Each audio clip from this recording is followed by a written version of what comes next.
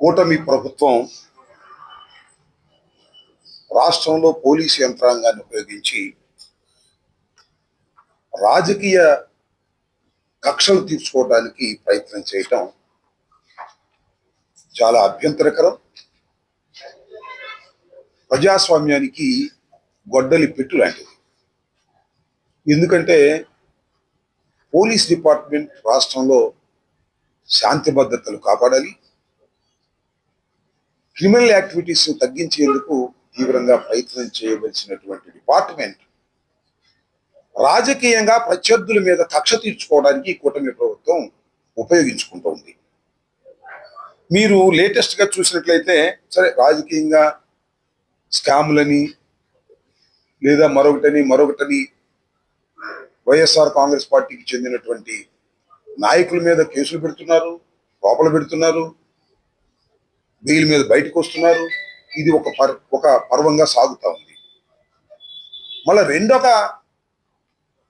కోణంలో చూస్తే social media యాక్టివిస్టులు, social మీడియాలో యాక్టివ్గా ఉండి ఇన్ఫ్లుయెన్సర్గా పనిచేస్తున్నటువంటి వ్యక్తులు ఈ కూటమి ప్రభుత్వాన్ని కన్స్ట్రక్టివ్గా విమర్శ చేస్తున్నటువంటి వ్యక్తుల్ని అరెస్ట్ చేసేయాలనేటువంటి పథకం ప్రకారం అరెస్ట్ చేస్తున్నారు. రీసెంట్గా తెలంగాణలో కేవీఆర్ అనే ఒక యూట్యూబర్, ఒక ఇన్ఫ్లుయెన్సర్, ఉస్మానియా యూనివర్సిటీలో గోల్డ్ మెడల్ సాధించినటువంటి వ్యక్తి, జర్నలిస్ట్. అతను రెడ్ బుక్ ని ఎర్రి బుక్ అన్నాడని దాన్ని వక్రీకరించి ఎర్రి బుక్ అనలేదు, ఆ ఎర్రి బుక్ బదులు ఒక బూత్ పదం పెట్టి కేసు పెట్టారు. పెద్ద పోలీస్ బలగాలతో వెళ్ళి ప్రొసీజర్ ఫాలో అవ్వకుండా ఆయన అరెస్ట్ చేసి తీసుకొచ్చారు. ఆ సందర్భంలో వారి సతీమణిని నెట్టేసేటువంటి ప్రయత్నం, ఆమెని అవమానపరిచే ప్రయత్నం చేస్తే ఆమె కంప్లైంట్ ఇస్తే మన ఆంధ్ర పోలీసుల మీద తెలంగాణలో కేసు కూడా రిజిస్టర్ చేశారు. ఈ విధంగా సోషల్ మీడియాలో ఈ కూటమి ప్రభుత్వాన్ని విమర్శిస్తున్నటువంటి సోషల్ మీడియా యాక్టివిస్టుల మీద కక్ష తీర్చుకునే కార్యక్రమం చేసేటటువంటి పద్ధతుల్లో ఇవాళ రాష్ట్ర ప్రభుత్వం పనిచేస్తున్నది. చాలా దురదృష్టకరం. దానితో పాటు సెన్సేషనల్ గా మనం చూస్తున్నాం, యూట్యూబ్ లో ఏది చూసినా 2-3 రోజులు అదే వస్తుంది. ప్రశ్న రావణ్ అరెస్ట్, విడుదల. ప్రశ్న రావణ్ మళ్ళా అరెస్ట్, మళ్ళా విడుదల. ఆగిందా? ఆగల. మళ్ళా అరెస్ట్, మళ్ళా విడుదల. అందరు తాగిందా? 3సారి కూడా ఆగల. 4ఓసారి మళ్ళా అరెస్ట్, మళ్ళా విడుదల. 5ఓసారి అరెస్టు, నెల్లూరు సబ్ జైలుకి, నెల్లూరు జైలుకి, సెంట్రల్ జైలుకి. ఇప్పుడు ఆగింది. ఎంత దుర్మార్గం ఇది! ప్రశ్న రావణ్ అనే వ్యక్తి మా పార్టీ కాదు, ఈయనే కాదు, కేవీఆర్ కూడా మా పార్టీ కాదు, మా పార్టీ యాక్టివిస్టులు కాదు. వారికి జర్నలిజంలో ఉన్నటువంటి అనుభవం మేరకు వారికి కొంత భావాజాలం ఉంటుంది, వారి ఐడియాలజీ. ఆ ఐడియాలజీ ప్రకారం ప్రజల్ని కన్విన్స్ చేయడం కోసం వారు అనేక రకాలుగా ప్రయత్నం చేస్తూ ఉంటారు. యూట్యూబ్లో జర్నలిస్టులుగా వాళ్ళని ఇష్టం వచ్చినట్టు అరెస్ట్ చేసేస్తారా? తప్పు చేస్తే కేసు పెట్టండి, తప్పేం లేదు, ఎవ్వరికి అభ్యంతరం లేదు. వాళ్ళు తప్పు చేసిన జర్నలిస్టులుగా లేదా అభ్యంతరకరమైనటువంటి మాటలు మాట్లాడినా మీరు కేసు పెట్టండి, అరెస్ట్ చేయండి, కోర్టులో ప్రొడ్యూస్ చేయండి. దీనికి ఎవ్వరూ అభ్యంతర పెట్టరు. కానీ మీరు చేస్తున్నది ఏమిటి? ఇక్కడే మేము అభ్యంతర పెడుతున్నాం. వైఎస్ఆర్ కాంగ్రెస్ పార్టీ ఇలాంటి ప్రక్రియని, వాళ్ళ ఐడియాలజీ పక్కన పెట్టండి, వారు మాట్లాడినటువంటి మాటలకు మించి కేసులు పెట్టడం, కేసులు పెట్టి అరెస్ట్ చేయటం.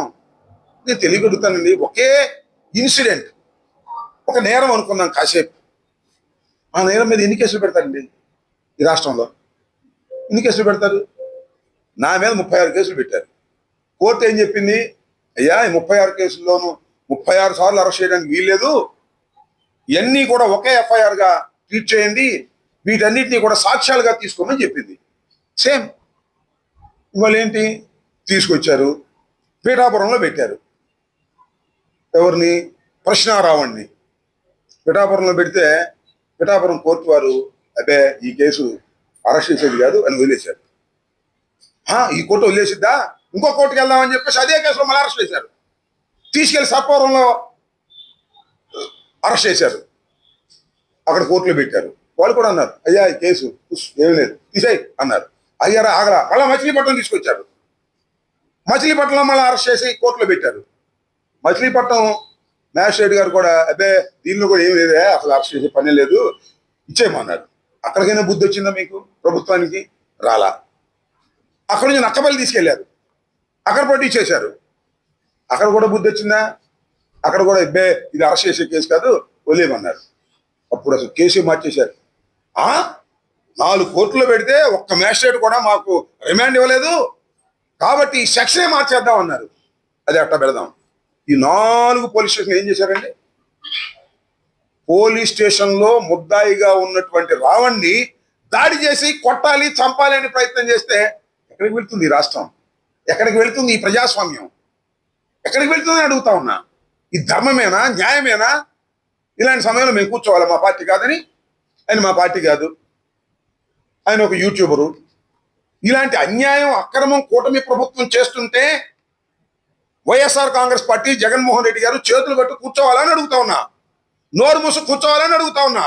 మా పార్టీ కాకపోయినా, మా భావాజాలం కాకపోయినా ఇది తప్పు అని చెప్పేటటువంటి ప్రయత్నం వైఎస్ఆర్ కాంగ్రెస్ పార్టీ చేస్తుంది. దీన్నే చాలా మంది రకరకాలుగా విమర్శించేవాళ్ళు విమర్శించవచ్చు, నేను కాదన్ను. కానీ వాస్తవాన్ని అర్థం చేసుకోండి. ఇవాళ సోషల్ మీడియా యాక్టివిస్టుల మీద దౌర్జన్యకాండ, చట్ట వ్యతిరేకమైన పద్ధతుల్లో ఈ ప్రభుత్వం పనిచేస్తున్నప్పుడు వైఎస్ఆర్ కాంగ్రెస్ పార్టీ కళ్ళు మూసుకొని చూస్తూ ఊరుకోదు. We will support the accused. ఎవరైతే అన్యాయంగా, అక్రమంగా ఉన్నారో వాళ్ళ మీద యాక్షన్ తీసుకునేటటువంటి కార్యక్రమం కూడా చేస్తామనేది కూడా మా ప్రయత్నం మేము చేస్తున్నాం. అంతేకాదు ఏమండి, చివరికి ఏం చేశారండి? ప్రశ్నారావణ్ణి, ఆయన పేరు ప్రశ్నారావణ్ కాదు, వాస్తవంగా ఆయన పేరు బచ్చలకురి జోసఫ్. ఆయన్ని ఈ 4 కోర్టుల్లో బెయిల్ ఇచ్చేసింది కాబట్టి అసలు సెక్షన్ మార్చేద్దాం అన్నారు. ఏమి సెక్షన్ అది దుంపదేగా? యుఏపిఏ అంట. అదేంటి? Unlawful activities prevention act. టెర్రరిస్టుల మీద పెట్టేటటువంటి కేసు పెట్టారు, టెర్రరిస్టుల మీద. ఇప్పుడు ఎక్కడ పోతాడు మ్యాజిస్ట్రేట్ గారు? ఇప్పుడు న్యాయస్థానం ఎట్లా వస్తుందో చూస్తాం అని న్యాయస్థానాన్ని సవాల్ చేశారు. న్యాయస్థానాన్ని. ఎందుకంటే ఈ యాక్ట్ పెడితే, ఈ సెక్షన్ పెడితే లోయర్ కోర్టు బెయిల్ ఇవ్వడానికి. అందువల్ల లోయర్ కోర్టుల మీదే ఛాలెంజ్ చేసే పద్ధతుల్లో ఇవాళ వక్రీకరించి ఒక తప్పుడు కేసు పెట్టారండి. రావణ మావాడు కాకపోవచ్చు, మా పార్టీ కాకపోవచ్చు, వాళ్ళ సతీమణి చెప్పింది మాకు ఏ పార్టీతో సంబంధం లేదు అని. ఇలాంటి తప్పుడు కేసు పెట్టి ఉగ్రవాదుల మీద పెట్టేటటువంటి కేసుని ఒక యూట్యూబర్ మీద మిమ్మల్ని ప్రశ్నిస్తున్నాడనే ఉద్దేశంతో మీరు పెడితే మేము చూస్తూ ఊరుకోవాలా? వైఎస్ఆర్ కాంగ్రెస్ పార్టీ ఈ తప్పును తప్పు అని అనకూడదా? తప్పును తప్పు అంటాం. అతనుకు అన్యాయంగా కేసులు పెడుతున్నారు కాబట్టి మా వైపు నుంచి కోరితే లీగల్ యాక్షన్, లీగల్ సపోర్ట్ కూడా చేస్తామని జగన్మోహన్ రెడ్డి గారు చెప్పడం జరిగిందని మనం చూస్తున్నాం. కాబట్టి ఇవాళ ఒకసారి చూసినట్లయితే మీరు, కేవీఆర్ మా పార్టీ కాదు, రావణ మా పార్టీ కాదు, చచ్చిపోయి బూడిదైపోయినటువంటి సాయికృష్ణ మా పార్టీ కాదండి. ఆయన జనసేన. అంతేకాదు పేరుపోగు క్రాంతి కుమార్ మా పార్టీ కాదండి, ఆత్మహత్య చేసుకున్నాడు. పోలీస్ హెరాస్మెంట్కి భరించలేక ఆత్మహత్య చేసుకున్నాడు. అసలు మా పార్టీ కాదు, తెలుగుదేశం. తెలుగుదేశం రావాలి రావాలి రావాలి అని, చంద్రబాబు ముఖ్యమంత్రి కావాలి కావాలి అని దేశమంతా తిరిగాడు నాన్న. మా పార్టీ కాదు. ఇది వదిలేస్తామా? మానవ హక్కులు అరించిపోతున్నప్పుడు, పోలీసు యంత్రాంగం దుష్ట ప్రయత్నం చేస్తున్నప్పుడు, ప్రభుత్వం చేతిలో కీలుబొమ్మల్లాగా పోలీసులు వ్యవహరించి ఏ కేసు పడితే ఆ కేసు పెట్టేసే కార్యక్రమం చేస్తున్నప్పుడు, బాధితుల్ని ముద్దాయిలు చేస్తున్నప్పుడు వైఎస్ఆర్ కాంగ్రెస్ పార్టీ చూస్తూ ఊరుకోదు. వారికి రక్షణగా వస్తుంది. అతను తెలుగుదేశం కావచ్చు, అతను జనసేన కావచ్చు, అతను ఏ పార్టీకి చెందినవాడు కావచ్చు, ఒక అన్యాయ సమాజంలో జరుగుతున్నప్పుడు వెలుగెత్తి చాటవలసినటువంటి బాధ్యత 5 సంవత్సరాలు ఈ రాష్ట్రాన్ని పరిపాలించినటువంటి ఒక రాజకీయ పార్టీగా, 40% ఓన్ బ్యాంక్ కలిగినటువంటి రాజకీయ పార్టీగా, ఒక చైతన్యవంతమైన రాజకీయ పార్టీగా ఖచ్చితంగా ఈ తప్పుల్ని ఖండించడానికి ప్రయత్నం చేస్తుంది.